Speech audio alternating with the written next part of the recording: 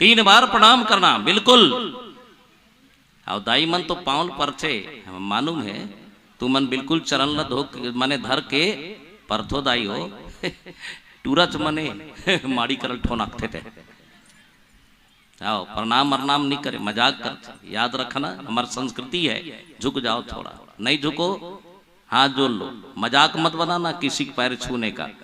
चरण वही है जहां पर है झुकने की आदत हो, और जो झुक गया ना वो धन्य है। वो है ना, झुक गए वो झुका देते ये संसार ला, चाहे संत हो या कुछ भी हो।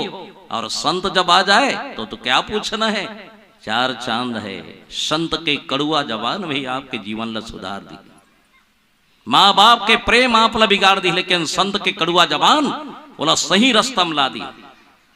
ये पाए के तो संत के आगमन ला धन्य कहेगे। संत